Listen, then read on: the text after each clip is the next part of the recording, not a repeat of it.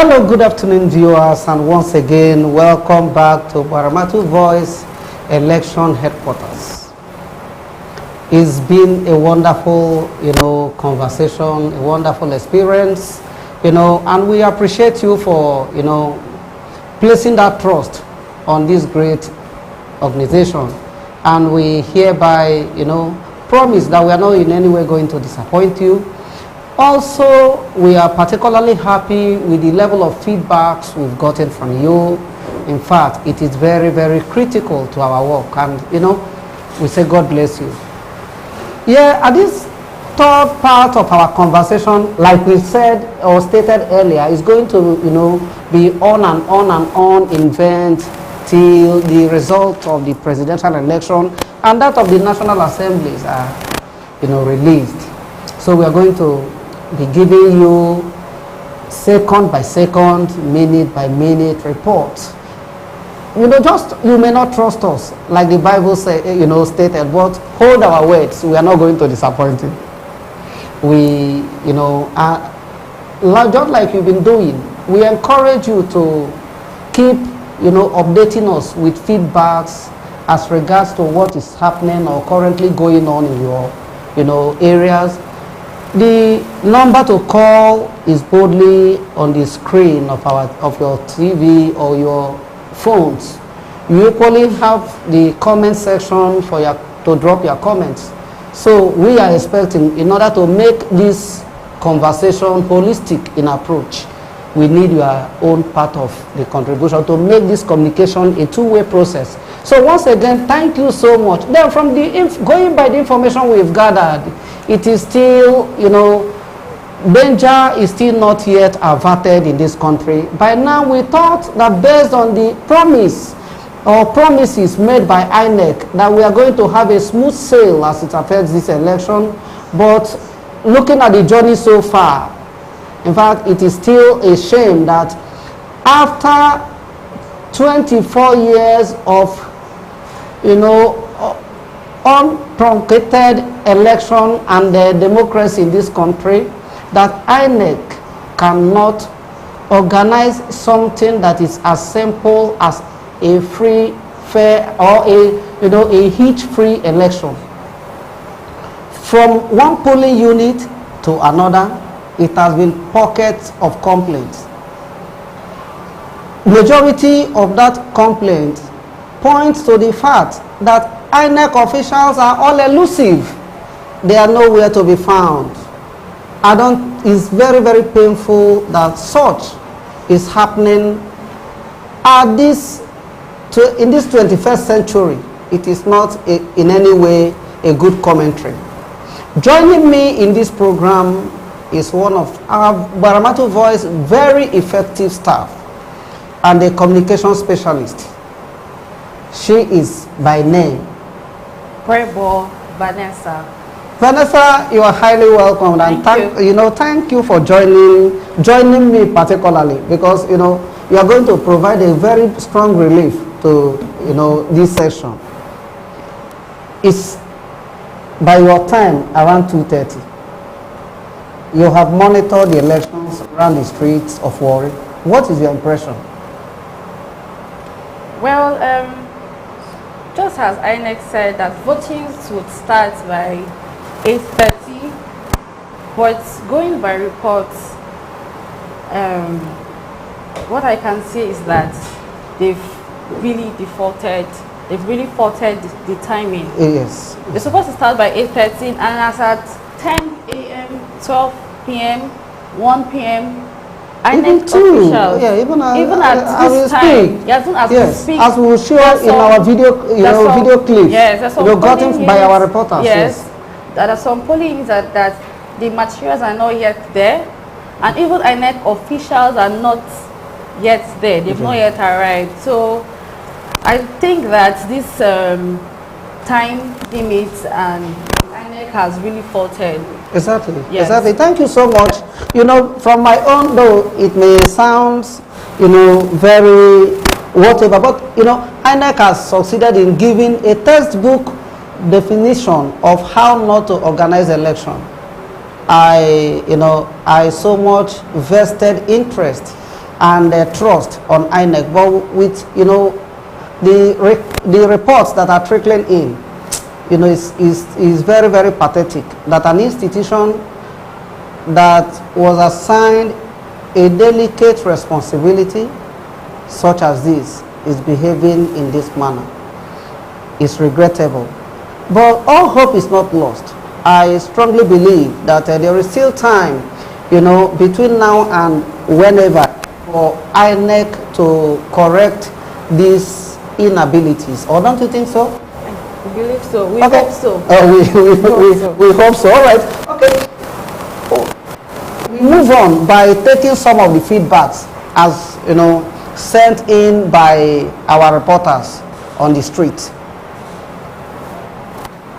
Okay, so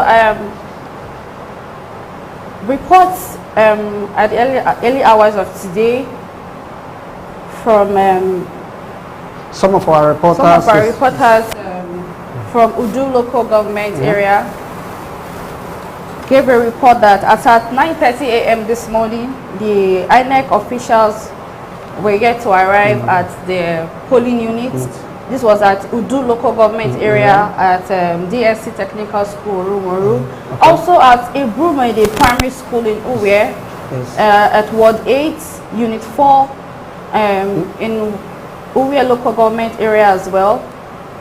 Voting materials and INEC officials were yet to arrive at about 9:30 a.m. Wow, yes. Yes. Also at Kunukuluma Ward in Warri Southwest local government area of Delta State, as at about 10 a.m., INEC officials were yet to have arrived at the community for voting to commence.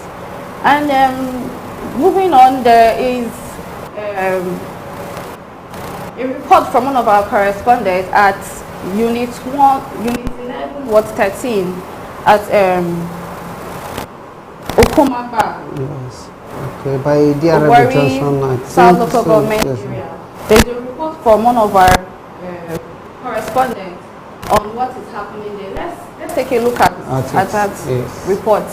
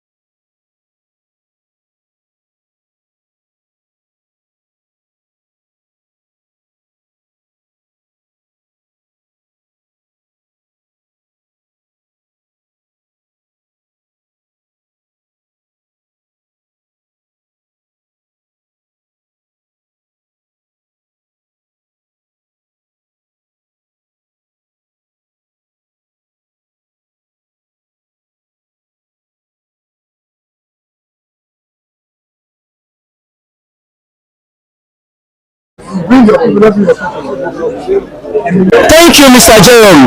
I am Roju Obitimo reporting live here in Warri Southwest local government area of Delta State. We are in Okumabale at Warri, Ward 1, Unit 13. As you can see, the people are sitting down waiting for the INEC officials to come and so that they can be able to cast out their vote. But the INEC officials are not here yet. But let's go and check what is happening so that the people can be able to tell us why they have been waiting and why the INEC officials are not here yet.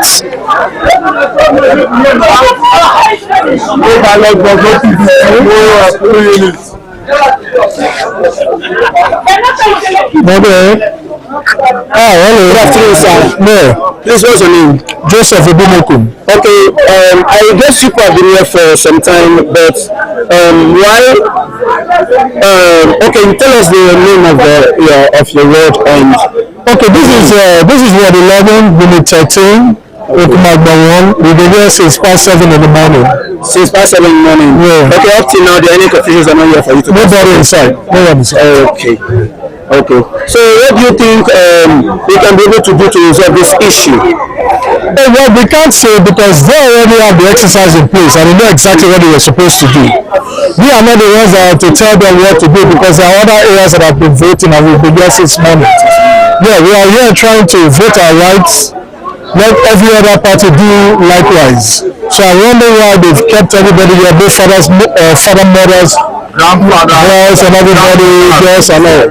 So it's not right. It's not right. There's something underneath. They should let us know that they have other plans, so we know exactly what the voting exercise is all about. Okay. Even the weather is a little bit dark, but the people are patiently waiting for the INEC officials to come to vote and vote. Okay. Have you people report this issue to the nearest INEC office that is close to this place? Yes, one or two people have gone to a CC road. Okay. And on getting there, no material is still on ground. On ground over there? Over there, no one from there to have come over to give us anything to commence. Even the NNS Maloko, we have naval officers that came, they also did a video before they left. We also have our video still from time, and it's almost 2 p.m. in the afternoon. We know that almost all government offices closes by 4 p.m. So what are we here doing? Even if they come now, we don't even have 2 more hours to, for the exercise to do what we need to do. So it's not right. This is very, very wrong.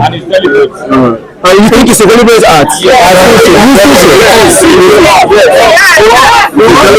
has never happened here before like this. Yeah, so this is the first time. This is the first time.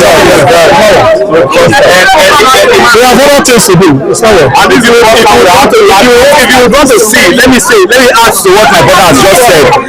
In the history of like Warri, even in Nigeria, you could imagine this is the first time most people have gotten their PVC, including mine. As a political scientist, I'm supposed to exercise my political franchise, but this as it is right now is not working out.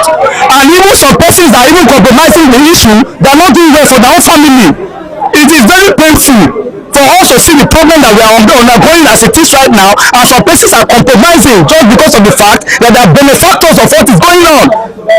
It is very painful. They should look to, even if they are benefiting, they should look to their lineage, they should know that they are in their family. It is not every one of them that will have those benefits. So we are entreating the government. Some agencies have come. Most of the INEC officials have come to this place, and I've seen the situation on ground. You can imagine what look at canopy. INEC officials are supposed to be on ground before this minute. They should be the ones to be respected. I came from the Boroke. I left my own house. They are INEC officials. They are even doing their accreditation just for me to come to Okumaba. For the history, I'm having it. Since I was born to this, now I'm having it. So many persons. For how long are we going to continue? So I'm entreating the government. They should do the needful. Because we are not taking it so lightly. It's not good. It is not good. I am speaking the interest of others. People are in pain. They are in family. Most people are not eating. I left my family just to come to this place to cast my vote. Just for me, it is very deliberate. And even the sitting government, they should look at it and say blemish to their image. At least you should have credit.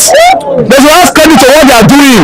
The first time you got your PVC, you cannot be able to vote. I cannot be able to vote. Wow. And it's very painful. I must tell you the truth. It's very painful. You can see both parents are here. Elderly women are here. None of them have been able. Grandmothers are here. You understand? In pain. You see. It's not good. It's not good.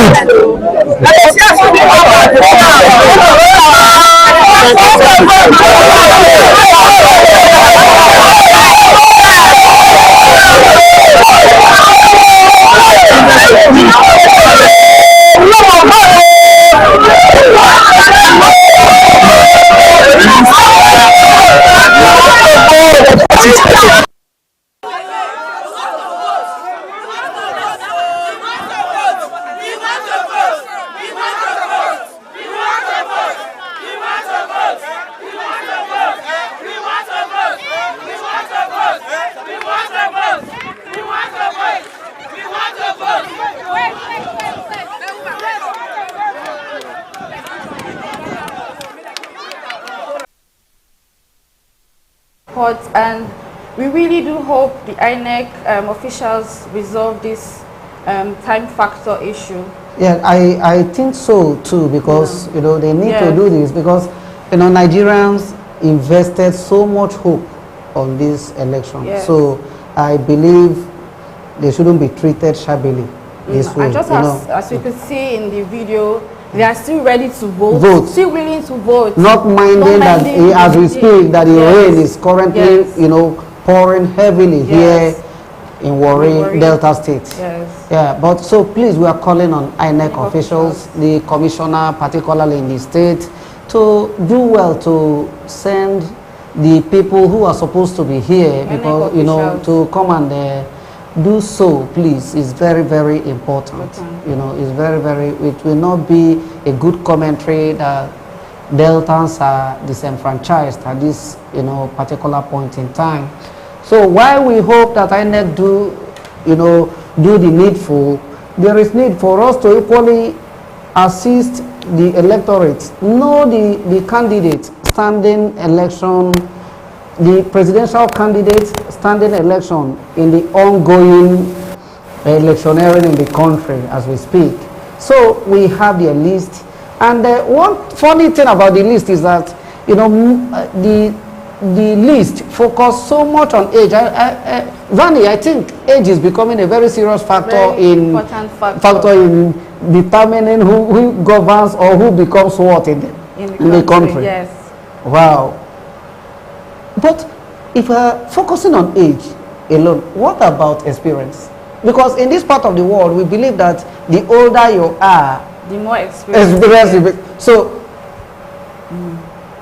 are we interested in age, forgetting experience? And though, but there is this new school of thought as well that you know, it's not about age, but expertise, and you can become an expert even at your youthful stage. Is that argument correct? Yes, it's correct. Okay, so you belong it. Okay, no, I can understand where you are, the angle you are speaking from. You know, is the youth predominantly that are pushing this, and fortunately and coincidentally, you happens to be one of them. So I'm not surprised that you argue from that axis. So let's go through the list as a way of, you know, assisting our.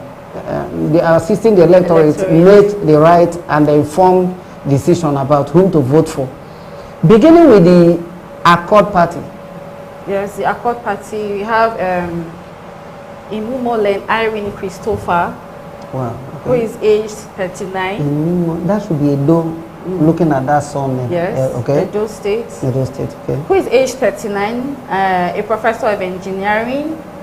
He's said to be the youngest candidate on the ballot. This is serious. Yes, yeah. He holds a PhD in engineering research and educational management. Wow, this now looking at his looking at his age and his degree, so to say, we can say that at least he's ready already. Capable. Yes. Okay, looking at it from the academic perspective. Just like you said, that you are here to defend the interest of the youth. And it's boldly written on your face that that's, you know, the angle you'll be speaking from.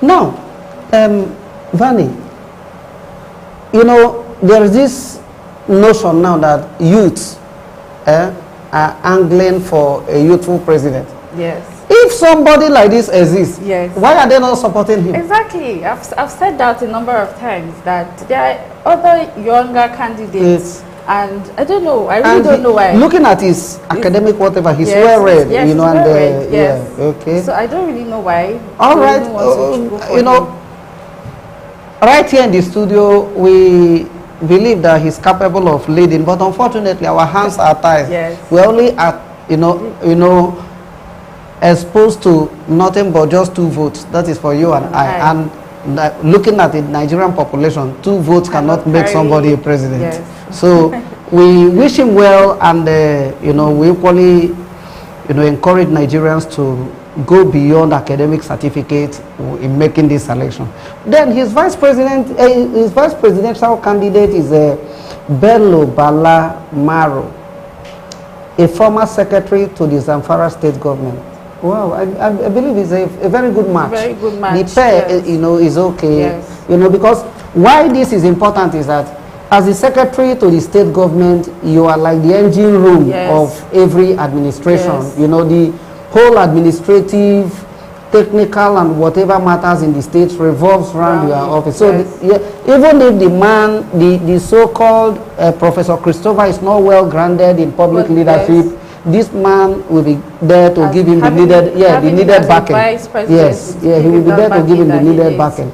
Yes. All right, that's a very good one. And even another issue is that there is equally, this a balance between north and south. Yes. He's from the south, while the vice presidential candidate, I think, they are good to go. Yes. So Nigerians, that's your candidate, but we are not saying anything. We have only, giving you his background, where he has been, where he is, and maybe why he wants to, lead all of us.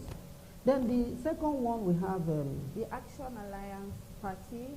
We have Hamza Al-Mustafa, who is a former chief security officer to former military leader, General Sani Abacha. Yeah, it was said that after Abacha's death, he was jailed for more than 10 years over the killing of Moshood Abiola's wife, Kudirat. And he is aged 62 years old. Yes, okay. Yeah, but, he's been exonerated by the court. Okay. So I think it's good to go. And looking at his age is still... It's still a useful age. Okay, youthful. We have our own definition of youthfulness in Nigeria, because there was a time in this country where a 62-year-old man was picked as the youth leader of a particular party. Exactly. I wonder where they got that. So it's okay. Let's move on. We wish him well. Then his vice presidential candidate is Johnson Emmanuel. Oh wow, that's from the eastern part of the country. So in fact, a very well balanced. Politicians, they are becoming civil in their selection. They have a way of it's fine. It's fine, but Vani, don't you think we've gotten to a level where we should be going beyond geographical location in choosing who becomes what, and focus more on capacity? What do you think? Well, I think choosing a president from this location or the other location, I think it's only fair because each geographical zone wants someone from their region to rule or run as president. So it's only fair if you do that. So we should offer expertise, intelligence, capacity on the altar of geographical consideration. You find expertise because in countries like the U.S., they don't care where you come from. What they are looking at you is your ability to deliver. Yes. Don't you think we should be thinking along that line? You would find expertise in every region, every geographical location. Okay. Yes. Okay, what you are saying is that there is need for that balance. Yes. But why choosing, despite that, geographical consideration, that they should still go for expertise? Yes. Okay. I have no reason to argue with you. From here we move to African Action Congress. Yeah. And the presidential candidate for the African Action Congress is Showari Omoyele Stephen. Wow. Is the founder and publisher of the US-based news site Sahara Reporters. He's running for a second time after his previous attempt in 2019. The publisher was arrested later that year for his Revolution Now call for the Revolution Now protest, which he intended to take across the country. But he was later released and the detention declared illegal. And he's 51 years of age. So, when you juxtapose this age with that of the one-time youth leader, you know where we are. your guess is as good as mine. He's youthful, and I can attest. GbaramatuVoice have had that privilege, of interviewing him. We were actually at his Abuja home. Do you get it? And he spoke eloquently and intelligently. you know, that experience is a pointer that he's capable. Yes. He's eminently qualified to, you know, to lead the country. You know, he is not, this attribute is not specific to him. You know, before we started, we stated it clearly that all of them are eminently qualified by their own rights to be the president. Yes. So, and I think he has demonstrated it during that interview, because he spoke intelligently and he was highly analytical. You know, from time to time I replay that interview. So we equally, like others, we wish him well. His vice presidential candidate is Magashi Haruna Gaba. Okay, 45. Okay, 51. 45. That's a very good one. In fact, the two can jog in the morning itself, and they can, if there is no fuel, they can trek and all those things. So, don't you think that we need a president advice like that? We do. Nigerians, I think we do. Okay. I think we do. All right, if we do, maybe we pray along that line. You understand? But not just age. We equally need performance. Just like you earlier mentioned. Exactly. Thank you so much. Yeah. The African Development Congress, ADC. The presidential candidate of the African Democratic Congress is Dumedi Kachuku, who is 48 years of age, a businessman who owns the local roots television Nigeria. Yeah. Wow. Okay, all right, yeah. It has been as a businessman, maybe he would have helped the economy of course, you know, that's even, as a businessman. If you ask me, I will tell you that, you know, currently we need, you know, as a president, somebody that is well grounded in business. You know, time and era of portfolio carrying politicians turned president has passed. You know, and at the global level now, there is this, you know, change in argument. The era that people used to say that government has no business in business has passed. Now, governance is about business. You must approach governance, you know, from the perspective of running it as a business. That's the only way you can move the nation forward. Because if you look at it also, the world, especially the United Nations, what they are now preaching is, you know, sustainable development and productive collaboration or partnership. Look at it. So, as a president, you cannot negotiate effectively partnership without having business sense. Yes. You understand? I think so. He may not be out of track, but you know, like every other person, others equally have their own, you know, merit. Yes. Okay. So then looking at his vice, Buhari Mohammed. And it's even one of our very own, as you know, the owner of Roots Television. Yes. You know, he holds a background in the media, so that's like that is enough for us to, you understand. But as core professionals, you understand, yes, we are being guided by the principle of objectivity. So we wish him well. Okay. You wish him well. Yes, exactly. And then his vice presidential candidate Buhari Mohammed. Buhari. Okay, that's. He's a consultant in the oil and gas sector. Wow. I think this is a good pair. Are you consultant in the oil and gas? Are you because of Niger Delta? What? No. Okay. A consultant in the oil and gas and a businessman. Man. Okay. Coming to rule Nigeria. Yeah. Why are we even support that, you know, argument is that our petroleum sector is troubled. Yes. You know. In fact, we need somebody to come and assist the nation unbundle, you know, the twisted, whatever procedures here. So that is, you know, having a businessman. In fact, but don't you think? I'm equally afraid that they might monetize everything. That's possible. That's possible. You know, in business, it's all about profit. So all those, what is it called, the social amenities and benefits that are being enjoyed may be, you know, monetized as well. So, but, you know, like others, we wish them well. Exactly. Yeah. So moving on, we have the Action Democratic Party, and presidential candidate is Sani Jabaji Yusuf, 68 years, a politician and businessman from the northwestern Kano State. Wow. He's a politician and a businessman. Be like a good, a perfect combination portfolio to rule this nation. Exactly. Oh, correct. Then his wife is Udo Okoro. Okay, yeah.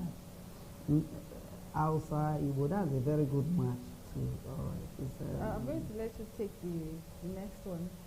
Okay, the All Progressive Congress, the APC, that's in the person of Alhaji Ahmed Bola Tinubu. Wow. You know, he's among the three major contenders, and there are so many stories, you know, that revolves around this particular candidate. You understand? A one-time senator, you know, before becoming, he was with Mobil Oil Company. He rose to become the treasurer of Mobil Nigeria before dabbling into politics. He got the senatorial ticket, resumed at the Senate, but before that republic was truncated, so he couldn't complete his term in the Senate. He now came back.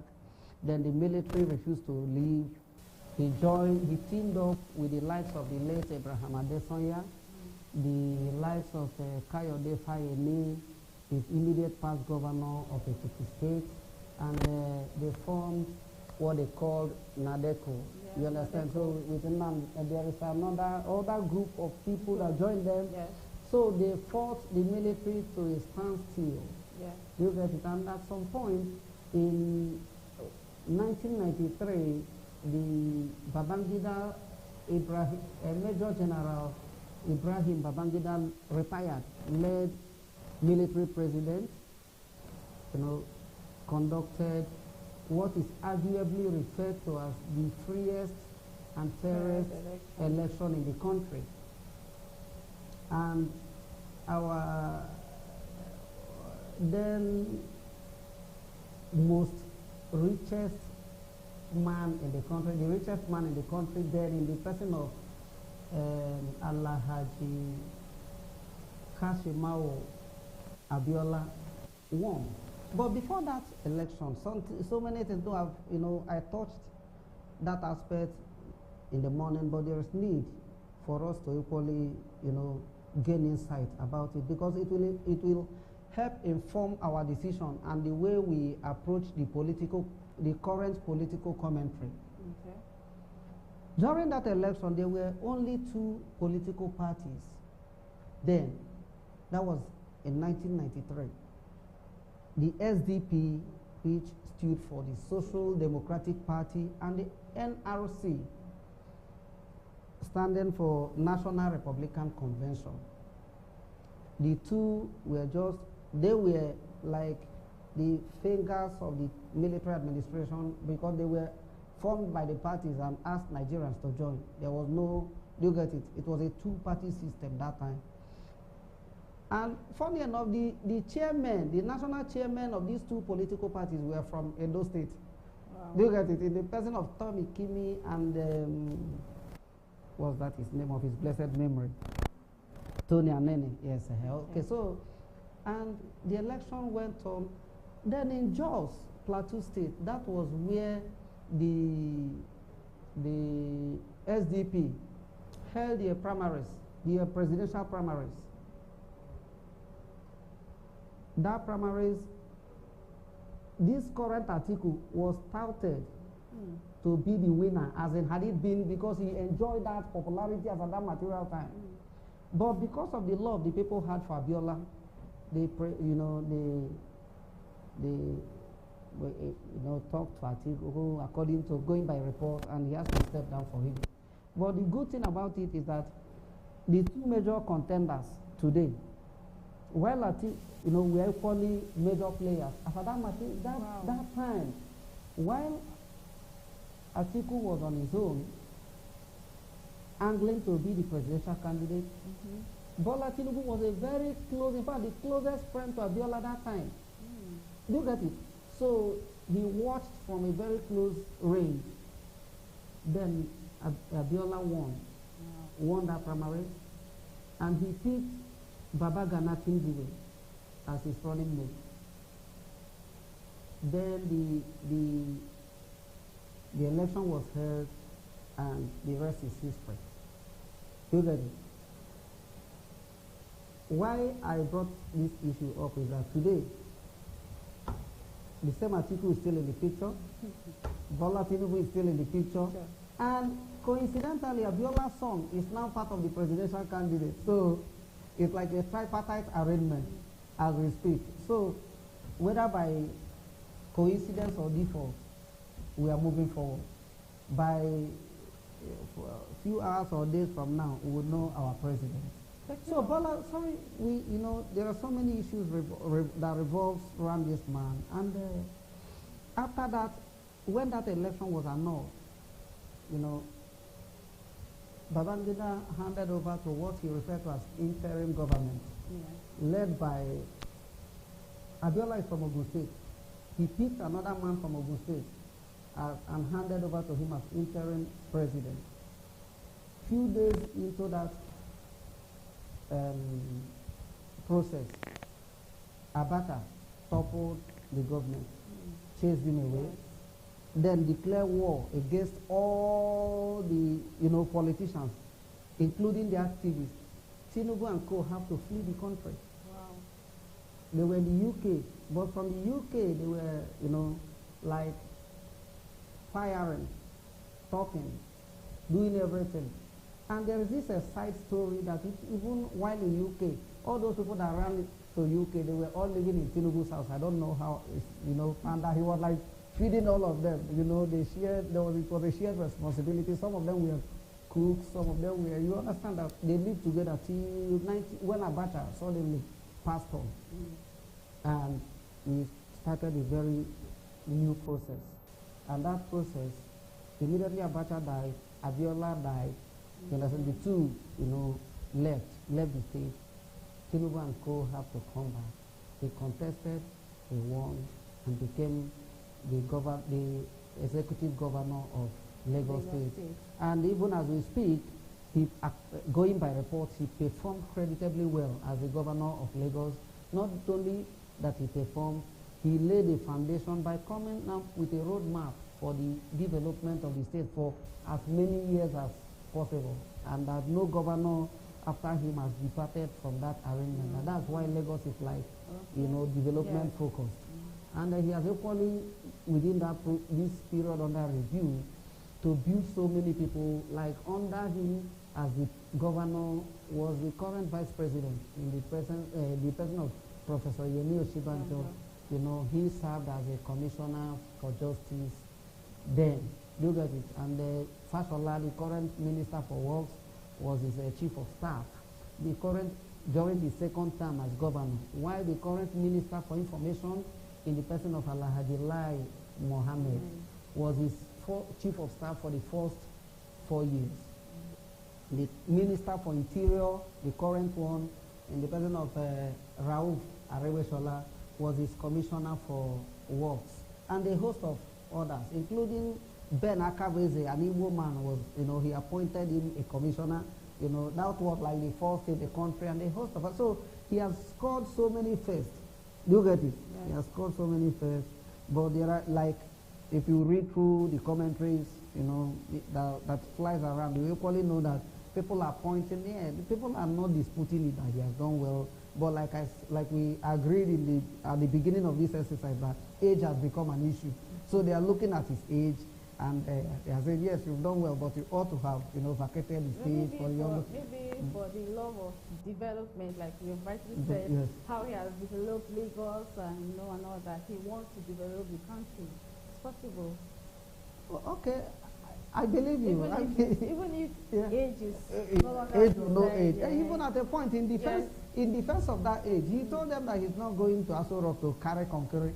Of course, obviously, obviously. So we, It's more you like know, a mental exercise. yeah, the ability to coordinate and something of that later. So we wish him well, and his vice presidential candidate is Shetima Kashim. Kashim. Yeah, Shetima is equally another, you know, successful personality, a seasoned and accomplished banker.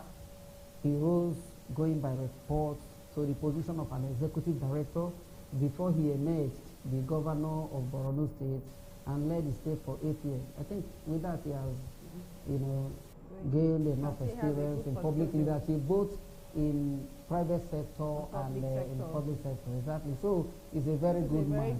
Yes, and going by his age, he's younger, 55.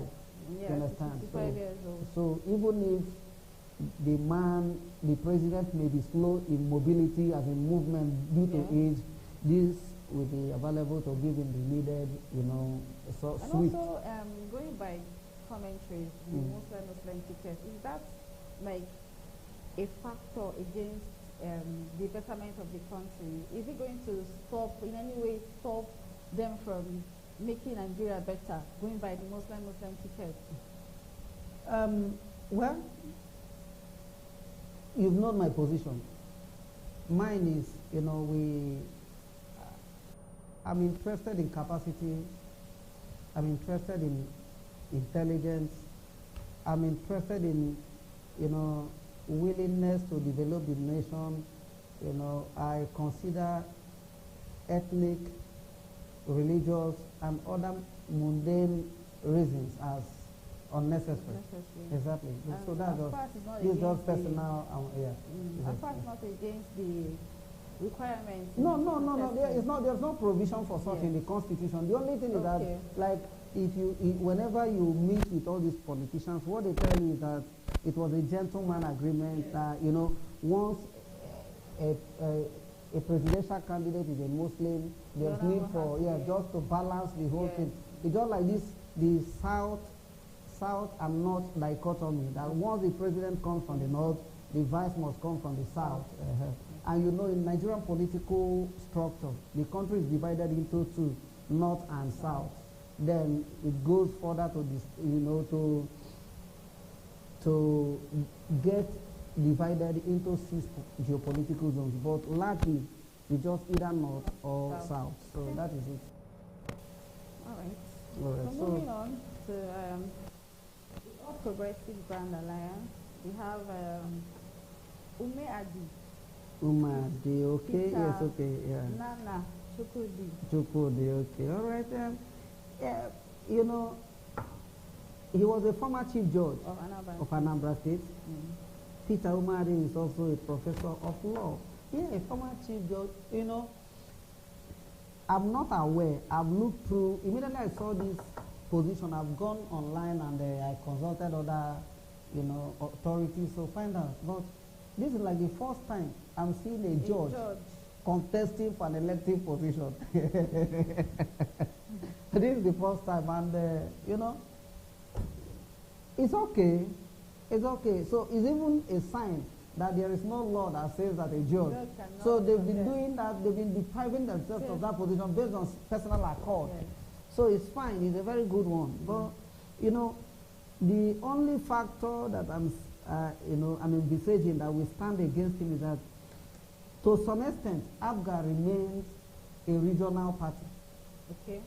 Yeah. Not just even, it has been, you know, reduced to a state party. If there's anything like that. The truth is that APGA was formed by the late warlord, Chief Chukwuemeka Odimegwu Ojukwu. Do you get it? And ever since that formation, I don't think, I stand to be corrected, that APGA has won any elective position outside the eastern part of the country. Yes, exactly. So by that, you know, achievement, quote and unquote, it has been restricted to, and maybe except the man is trying to be the president of, well, I don't know, but we leave it at that point. We wish him well. Wish him well. The next one is Allied People's Movement. no, he's okay, all right. We go on. He's a vice presidential candidate. Okay, sorry. The vice presidential candidate for the Afghan party is Mohammed Abdullahi Yeah. Paul. Okay, at 65. 65 And even years of we age. were silent about the age of this man. For somebody to have retired as a chief judge, that has an insight too. We don't need his birth certificate to know. Okay, so we leave it at that. Let's move on. We wish him well. Allied People's Movement. Presidential candidate OJ Princess Chi, yes. Who happens Okay, to be this the only is female presidential candidate in this year's election. Exactly. But immediately you mentioned her name, I saw you beam with smile. Is it based on that smile? No. I know, I can understand. I know why, you know. And apart from that, she's one of our very own. She's from Delta State. She's not just from Delta, she's from Iseluku and Nyocha North local government area of the state. So we have every reason to be proud of her and we wish her well. You know, I don't think if it were to be in a country where all things were to be equal, women ought to have queued behind her. Don't you think so? I think so. So what is... Women ought to have kids, but maybe they're not well enlightened. Yes. Maybe they're always feeling... Because it's your very own. It's your very own. That would have been enough reason for them to say, okay, even if your husband is telling you no, that is PDP, you tell him, a role, I'm going for, you understand? Yeah, it's our very own, gender equality and this, that, all those things. And what I have feel you? that you're not well enlightened enough to support such And movement. if all women could vote for her, do you understand what? Yes. Okay. Okay, So, and vice presidential candidate is Ibrahim Mohammed. Yes, It's exactly. amazing that a man has chosen to be a vice presidential candidate. No, in politics anything can happen. Okay. You understand? It's about the position. Okay. You know, don't be surprised that one day after being a senator, you know, if you are edged out, you may come back and, you know, contest for councillorship position, because it has gotten to a level now that most of the Nigerian politicians, they don't want to be idle. They don't want to leave the political corridor. So anything that you offer them, because that's why after being a minister, you see the same politician becoming a special advisor. Do you get it? After being a federal minister, you come back to the state to become, you know, whatever, to occupy a less privileged position. Do you get it? Yeah. On a normal circumstance, I don't think he's supposed to, you know, work in that manner. So that's just. So let's move on and breeze through other candidates. Okay. And, yes, sir. So we have the Action People's Party. The candidate for the Action People's Party, Nnamdi Charles Osita. Okay, 49. 49. And his the vice presidential candidate is Hamisu Issa. It's 45. From the Wow. north. These are, you know, two These more are youthful candidates. The way youths are going about public leadership in this country, I guess we are headed towards the right direction. Yes. Okay. So we move on, and the next one is the Youth Party. BP. And yes. Dinuga Sunday Oluwafemi. Yeah. Age 48. Okay. And his vice, Mustafa Osman Surati, who is age 36. 36 wow. years. Wow. These are audacious set of people. I love that. I love that they are doing the right thing, and I think they need to be encouraged. They need to be encouraged. Yeah. So moving on, Labour Party. Wow. Obi Peter Obi, yes, okay, great, Obi. A former governor of Southeastern Anambra State. Okay. And an active support, has an active support base on social media. Yes. Okay. He was a two-time governor of Anambra State, and he's age 61. Wow. Still youthful. Yes. If not by going by that, youthful at heart. you pull apart. So that's the new way. Okay. And it says that he has an active an active support base on social media. Yes, so okay. with the popular obedience group. The movement, okay. Yeah, okay. His wife is Baba Hamed Yusuf Dati, That's who it. is aged 53 years. Wow, that's a perfect combination. Yeah. Okay. Okay, so moving on to the New Nigeria Yeah. whose presidential candidate is Musa Mohammed Rabiu Kwankwaso. Okay. Former governor of Kano He's a State, former and governor, yes, he's equally a short put, and he's not a paperweight politician.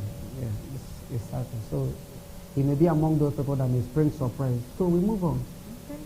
Yeah, time is obviously against us.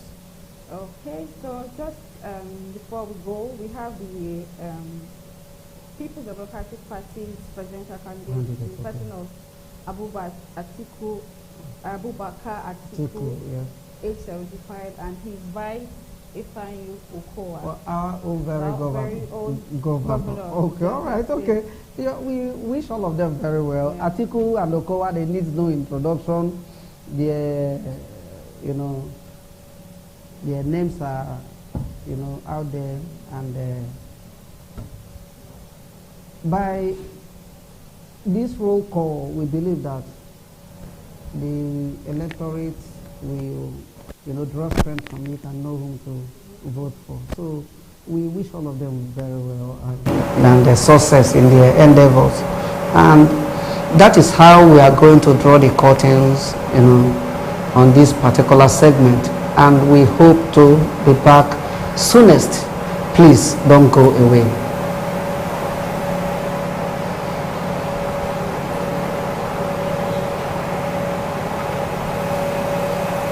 Thank you.